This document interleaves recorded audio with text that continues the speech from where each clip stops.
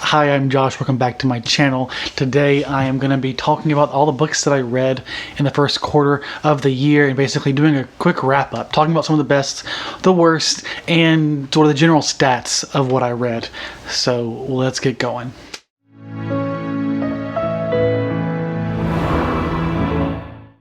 This quarter, I read 45 books total, with about 13,500 pages total. That is obviously a great amount. I'm making great progress when it comes to reading. I can't complain on that front, but relative to last year, it's definitely a decrease. I read about 15 books less than I did the first quarter of last year, which is fine. I'm finding my stride. Last year, I was going really obsessive. This year, I found better of a balance between reading and other stuff. Like, for example, I didn't watch any TV or movies last year. This quarter, I actually watched quite a few, but that's not what we're here to talk about. I read a great deal of different things. Let's start with looking at genres, and then I'll tell you some of the favorites and worst books of those genres before we get to really deep stats. Of the genres, you can see here, I actually have it color-coded based off what I would consider categories of genres. We have the nonfiction in shades of orange or yellow. We have what I call general fiction in green, and we have science fiction and fantasy in purple and blue. Then we have horror and what would be mystery thriller if I had read any of those in shades of red. So to start with nonfiction, about 22%, about the same as last year, a little bit lower. Everything's a little bit lower than last year except for science fiction and fantasy because I ended up reading more of that in general. Part of that, I think, is I think I'm gravitating more to my safe space. Last year I made a more concerted effort to read a more diverse amount of things, and I'm still reading what I consider, I guess, diversely when it comes to genres. For the most part, there are a few genres I don't touch. I'm going to try maybe this next quarter to maybe read a little bit less and make up for that, and maybe read a bit more horror, a bit more mystery thriller, and just other stuff in general. In this history politics section that you see up here, I don't think I actually read any books that I would consider as just history or politics. A lot of these books are essentially the books that I have categorized as my anti-racist books, which tend to get put into the history or politics section. And I'm considering actually separating that out. The point is I'm a little worried that this might misrepresent the fact that I'm really not reading enough history or politics. As far as general fiction goes, I think I'm reading a decent amount. Last year, it was probably the one I struggled the most with, was getting to general literary classic or contemporary fiction, and I'm definitely, I think, on track with my goals in general, which is to say make sure I read some of those. Particularly with classics, I'd like to read at least one a month, and right now I'm on track with that, and based off the TBRs I have for the next couple months, I'm pretty sure I'm going to get ahead of my goal, which is good. Really, it's just, I think, making sure that I don't overdo it with the science fiction and fantasy this year if I want to get to the other books and other genres that I really want to read. Let's be clear, I pick up the books I want to read, all these books I want to read. Just a question of the reasons I picked books up, and there are a lot of reasons that go into that, and sort of wanting to get to broad range of genres is one of those. Like, it's my reasoning, perfectly valid. With this in mind, let us stop and think about the best and worst of each genre category. I'm not going to go like genre by genre because obviously I have like 8 or 9 of those, but in the sort of 4 or 5 color coding that we have going on, I'm going to tell you the best and the worst. So let's start actually with general fiction and horror, because those two, I did not have any things that I would consider particularly bad in horror or in general fiction. But for the horror, I did have at least one book that I considered to be like really good, and the rest were fine. They were good, but not terrible, but also not great. The book that I would consider the best horror that I read of the 3, only 3, keep that in mind, is going to be The Hole by Ha-Young Pung. This is a psychological thriller horror that is primarily just psychological, though it leans somewhat into the supernatural, but it's one of those books that walks the line, and it's definitely not hinging on a supernatural horror. It's about a man who gets into a car accident with his wife, and she dies, and he gets paralyzed, and he ends up getting taken care of by his mother-in-law. And let's just say things get very uncomfortable. Like, I felt, I don't know if claustrophobic is the word here, but I get imagining being in a situation, going through the things I had to go through, was quite unnerving. And the imagery that was being built in here that led to the finale and the title, it all tied together really well. And when I think about the best horror, this really stands out as the best. It's the only horror I gave that was full 5 stars. And looking back, I can honestly stand by that decision fully, and I'm very glad because, feelings change, but very happy about that one. And like I said, I'm not going to give you a worse horror because I didn't read enough to give you one. But best general fiction is a book I don't don't have physically, but it's a NetGalley that I read. It seems like NetGalley can either be the worst books that I read or the best books that I read, like in this situation. Detransition Baby by, I think, Tori Peters. And this is a book about basically like a triangle of individuals who are in this sort of complicated relationship, centering, I think, focusing on rather, these two women, these two trans women. Well, one of them is a trans woman who detransitioned, hence the name detransitioned, back into a man. The thing is that once she detransitions, she impregnates someone she's dating, and so she tries to set up this weird triangle between her and her new girlfriend and her ex-trans girlfriend, who's always wanted a child. And that really is the setup. But this is not very plot driven. It's very much character focused, and it really centers around this conflict, approaching this conflict, but also sort of doing flashbacks to understand the context of the relationship between these two trans women and how we got to this point. And this book, like, honestly, talking about it, like, I stand by it full 100%, 5 stars, full stop, no question about that. This book was phenomenal, easily the best general fiction book I've read. And like I said, general fiction, nothing was particularly bad. Like the worst general fiction book I gave, I think, was 3.5. And I don't want to say that this is the worst, because that just makes it sound like it's bad, and it's not. Now we're getting on to nonfiction and then science fiction fantasy, which I clumped those two together. And those I do have best and worst stuff, because I read a lot of those. Let's start with nonfiction.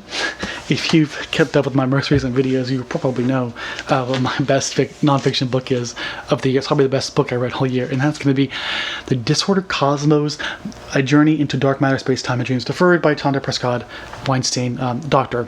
And I'm not going to get into what this is like I have in previous videos. Let's just say it's a science memoir focused on her research in cosmology, but then delving into the science of what it means to be black, what it means to be black physicist, what it means to be agendered, be queer, be Jewish, and in the scientific community. And it talks really about the intersection of science, society, gender, and race. And highly recommend, if you want more about this, just watch like the last 5 videos I made. The worst nonfiction I don't own, thankfully, and that is actually called The Light Ages by Seb Falk. I think I gave this 2 stars. This one was a very big disappointment. This book is a science history book, which is basically about whether or not the Dark Ages were actually dark when it comes to science. And in fact, he tries to say it that it's actually very science rich, large part being maybe astronomy or other areas, thinking of mathematics or something. What I hate about this book, like, it's so provocative. The idea, the sun concept is so provocative. What I hate about the book is it felt more like a character study of one individual focusing on one piece of history, one historical book that he uses to tell a narrative basically of this one period of time, focusing on this one figure, and that figure is supposed to give us an insight into this period. And it's such a small, like, it just doesn't feel like the book was about the topic it's being presented as it is that. It's much more historical, like medieval character analysis, and it just was so dull. I could not get into it. Normally, like, I'm fine with like dull science facts, but this, like, I guess I can't. It just did not work. It was just too esoteric for me, and I could not get into it, and that's unfortunate. And so that was the worst nonfiction book. Now into science fiction. I did struggle here because I read a lot of great science fiction that I've loved, but I did make myself stick to what I gave a 5-star to, and I ultimately decided to give this to Mind of My Mind by Octavia Butler. And even while I present this, I'm still not quite sure whether or not this is the top tier one, because a lot of them were really good and like really overlapping in quality. This one I just chose because like it really stood out as a very fantastic book. It's book 2 in the Pattern series by Octavia Butler, reading it for the Octavia Butler Slow Read, and it focuses on these individuals who essentially have certain powers. And think of it like X-Men almost, but you know, much more, there's much more to the story than that, but that's just the gist of it. And we have this individual who is essentially immortal, and he has a big power over these individuals, and he's actually responsible for them. He's trying to foster the creation and the birth of new powered individuals that he can use to sort of create a new species of man or human that he will be the lead over. And it follows that story from book 1, but it's headed into modern day at this time. I think it's like 1970s, and we see the conflict play out, and it was a fantastic continuation to the first book. And I felt like personally I liked this more as far as like the the plotting goes and where we left off. It's very satisfying, and it works on its own, but I recommend you read all the books together of the Pattern series. And the worst book that I read, I do not have, but I'll go ahead and show you the first book here. It's book 2 of this series, which is, I want to say it's The Library of Unwritten, or Hell's Library is what it's called.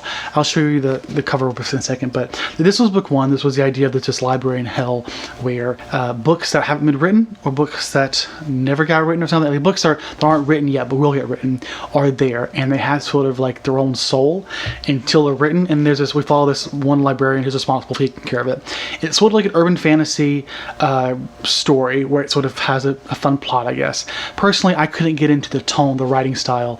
The approach to the story was a little too, I guess, not dark enough for me. I was thinking for less like a fantastical and more realist take to this sort of scenario, and I guess that's just on me. I stopped reading this first one the first time, and I picked it up a little bit later after that, hoping that maybe now I know what to expect, I would like it more.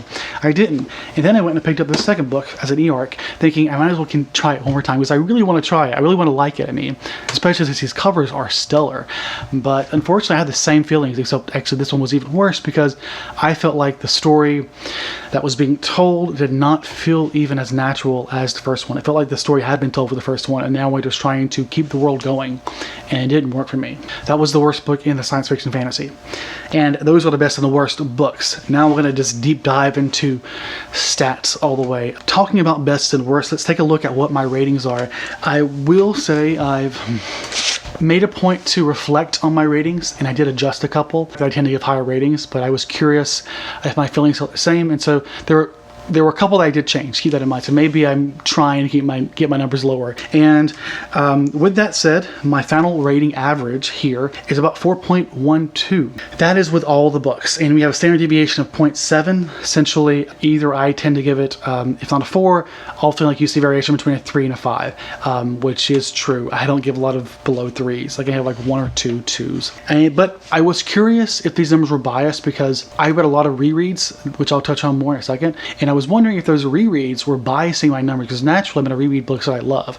So if I read more of those, then it's going to skew my ratings upwards. So I took that number, and it turns out my average is only about 0.06 less. So now it's 4.06 out of 5, which suggests it wasn't that big of a shift. Now I considered it with only NetGalley, and I found that my average was 3.7, which really just suggests that I know what I like, because I know how to look at a book that's been widely read and sort of infer if I like a book or not. That's the inference here.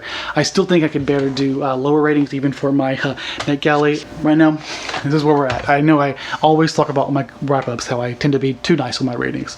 But that's still an interesting breakdown, I think. And as you can see, this is the rating. I was trying to be more hesitant to give 4.5s and 5s. I think that led to more 4s, which is what you see here. And now moving on, looking at my page lengths, the average length of my books that I read were 300 pages. To give you some context, the last quarter and most of last year, my book lengths were about 350 on average. So not only am I reading less books, I'm reading shorter books. Not making great progress as far as goals go. It just puts a little bump in the road there. Got to start being more realistic in my plans. Learned that lesson the first couple months of this year. I think part of that is also all the rereads I had in January. They were all novellas. I'm trying to read longer books now. I have a few long books I actually planned the next quarter of this year. So hopefully going to move that average up, just because I want to make sure I read my longer books, but also it's very satisfying to see, a lot of long books being read. I know it seems weird, but that's just a feeling that I enjoy seeing on my graph. The max was 768 pages. The minimum was 103, with a standard deviation of 118. That's the gist of that. Moving on to publication year. Most of these were new, naturally. My average, if that's any good here, is 2004, but my standard deviation is 40 years, and obviously 2004 plus 40 is not at all near now. That just tells you that my numbers are very much skewed to the higher end, which is what we see in the graph, obviously. The oldest book I read was, I think, Jane Austen's book, and that was 1813. The newest one, obviously, 2021. I have a few older books I'm hoping to get to. I have plenty of classics I'm hoping to get to. I think the biggest thing here is just that I'm reading more arcs, at least part of it, and I do need to make sure that I don't gravitate towards just new books. Now, this number should be smaller. hopefully by the end of the year, because I'm not buying any new books except for a few that I had pre-ordered. The takeaway here is that obviously I'm picking up newer books because those are the most popular, but I wouldn't mind getting some older ones there. Now let's talk about representation in what I'm reading. The big thing to focus on when it comes to looking at stats, in my opinion. Let's start with gender, where I have it broken down between whether a cis man, cis woman, or non-binary trans. Now I only identify that way because I was realizing that I was seriously lacking in the amount of non-binary and trans authors that we're reading. So right now I'm working on focusing on those, trying to get this number up. But what I will say is that while this is a small fraction, it is definitely significantly larger than last year. Last year, I think the first quarter, I had barely any queer representation, let alone non-cis representation.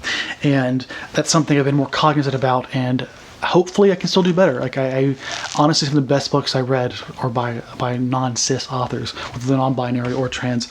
So that is a great reason by itself to seek out more authors that aren't just cis. And as far as my bias against men, apparently this quarter, I'm not that concerned. I spent like the first 20 years of my life biased towards men, so I think a little bit biased towards women, it's going to be okay. Moving on to more specific queer representation, which is just queer rep, I have 40% to 50%, 40 to 60%, which is a sizable increase to last year. Like I said before, I had barely any of it the first quarter of last year, and I'm just more aware, and that's part of why I love these stats. It keeps me aware of what I'm reading, and it's one of the things that motivates me to take up a book now, not just because it's queer, but because I like queer representation. Like, as a queer person, I want more of that. And it's working out. What I will say is that I'm wondering if the way I categorize it is maybe wrong. Maybe I'll split it up so that we can look at not just is the author queer or is the main character queer, which is what I'm currently looking at. Maybe instead I'll split it up by queer representation in the characters, but also if it's just the author, I'll identify it as such. Because there's something about reading a book that is by a queer author that has no queer representation in it, that it feels weird to call that queer rep, because it's not as if I'm seeing a window or mirror into that life. Just keep that in mind with the numbers you're seeing here. Now looking at the people of color that I've been reading, honestly, a big picture here, this is great. Less than half than what I've read is by white authors, which I wasn't even particularly trying as far as thinking about what I'm reading. Obviously there was Blackathon, which was February, read only black authors, which definitely helped, but most of the books I read were in January, and I still read more books March. I'm not sure. The point is that I'm still reading a good amount of people of color. The critique I'd have for myself here is just that it's still important to me that I get representation in a variety of areas. What that means to me is just think about like what I've had broken down. I could use more indigenous authors, more Asian authors, and Asian, by the way, it just means like mainland Asia, as opposed to South Asia or West Asia, which is how I break it down. And the fact that you don't see those here tells you that there are a lot of regions of the world that I'm not necessarily getting representation for. So that's something that I'll just keep in mind. Like, the fact that I'm doing this here is so that I have that impression back in my mind as I'm preparing my TBRs for the upcoming quarter. And I'm already working on addressing this in some ways because of course, May is Asian Pacific Islander History Month or Heritage Month. Big picture, it's a big improvement from last year. There's always more improvement to go when it comes to representation. I want to make it clear that it's one of those things that's hard to approach, because the goal isn't just to like have a quota to meet. I don't have a quota. I want to think about the books I'm picking up and be aware of the representation that exists there, and be aware of the lack of representation if that's the case, which is the point of this. Also, it's just fun to do statistics. Come on. It is. We both know it is. And those are all representation facts. But wait, there's more. Now, we've talked a lot about the books that I've read. We've talked about all the details about them. Now, the next thing is really mostly for me, but if you like stats, why don't you just stick around for a little bit of fun here? And it's just ask where these books are coming from. Like where on my TBR or elsewhere are they coming from? Because that, to me, is just as important as what kind of book they are. So let's think about this. Let's start with this pie chart. And what we're doing here, breaking it down by books that I reread, which was apparently 17% according to this piece of paper. 35% arcs, which I'm working on my arcs. I'm making plenty of progress there. My TBR, though, I think leaves it at nearly 50%. I do worry that the rereads that I had, 17%, a lot of those were novellas, a lot of those by the same author. And while it's hard to justify rereading stuff like that, just because I read all of these again and I loved it. It was so much fun. Yet part of me feels like I deprived myself of other books, whether they be new books or rereads. And I don't know. I know the goal is just to have fun, but like, life is short, and that's the big picture here. Is I don't asking myself, did I make the right choice there? It's always impossible to say, but we did it. I did it.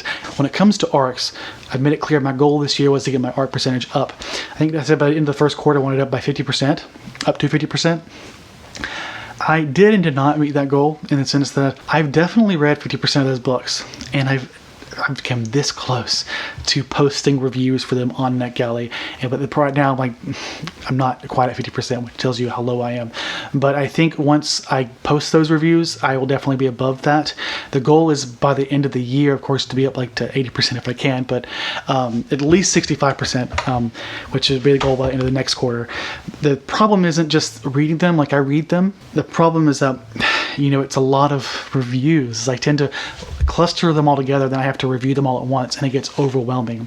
Usually when I want to review something, because I'm used to just talking about the book, I'll literally just sit down and dictate to Word on my computer the review I want to write, and then I make a point to go back and edit it one go around, and I hate doing that. I hate having to edit what I write, even if it's just dictated, and it's exhausting. So I tend to do a few at a time. The problem is I do a few at a time and then I read a few more, so it's like a constantly more to do. I also like to give myself a bit of time after I read them to make sure that I've put out content to post with it. I want to make sure I do something content related, whether it be a wrap-up by itself, that's like the bare minimum, to like doing a standalone review, doing a vlog for it. I love being able to talk about it in vlogs or in Friday reads. So that's something like a big goal of mine that I'm constantly thinking about, is how well I'm getting my ARCs. And while I am reading them, I'm still not reviewing them fast enough. And let's be honest, I'm also still requesting too many. In fact, I have a new goal here. I need you to hold me to this because too many goals, but no more ARCs. I cannot request any more ARCs for the rest of the year. But at the end of the year, hopefully I'll be sizably caught up. But it's hard. It's just so hard to know that, the rules I set up for myself is what I'll read, what I won't read. If I don't own something, I'm not going to read it unless there's a book club or something that I really want to participate in, or say if I have an ARC that I need to review. And so I'll get that because I know it'll give me an excuse to read it. And then I get myself spread too thin, and I can't even read the books that I want to read, whether it be on my TBR or on the NetGalley ARC. Speaking of spreading myself too thin, like I mentioned a new goal. That's another problem here, is that these stats, I'm realizing that in the last year with my channel, I've set up so many goals that they're impossible to meet. I'm spreading myself too thin. I'm aware of that. So I have to when I say goals, I need to think about what I mean by goal and ask, is it really viable to do all this shit that I want to do? And the answer is, I have no idea. And lastly, thinking about that TBR, the size of the TBR and the books that I'm reading. So sure, I'm getting books to my TBR, but we have to ask, which books am I picking up? Obviously, some of us, we get a new book, we're like, oh, that's on my TBR shelf now. But how long is it sitting there before I pick it up? That's the big question. So I have a new graph. Basically, you can see the age of the books by count. It's a histogram.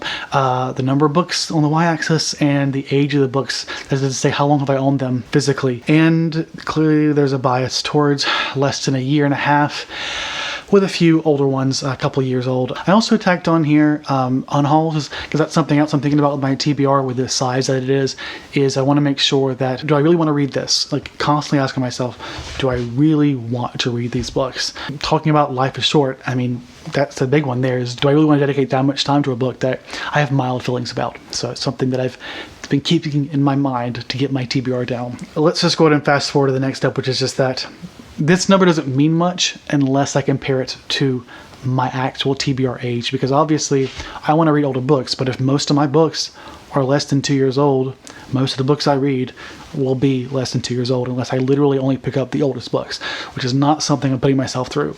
So with that in mind, let's see this number, this red line, red histogram, compared to my TBR age. And without getting too into it here, we're looking at a normalized graph of my TBR ages and my books read ages this quarter.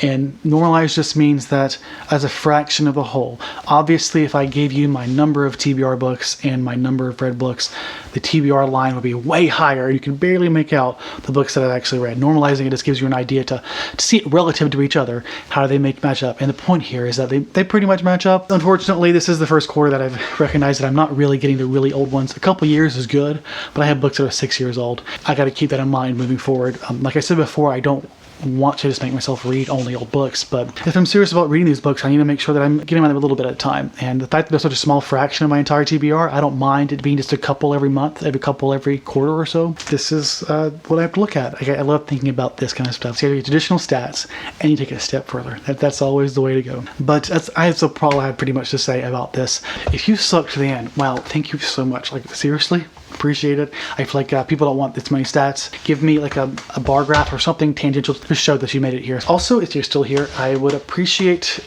just like feedback. Like, I tried to spice this up by giving you best and worst in this video, but I still feel like it's still mostly stats, and I'm curious whether or not, one, you care, or two, there are any other pieces of information that you think you would like for this kind of quarterly wrap up, the kind of thing you like to see in here besides just best and worst. I'm curious what is you want to see. As always, thank you so much for watching, and hope you all have a great day, and I will see you all next time. Oh, also, I got this up on time. Can you believe that? Yay me.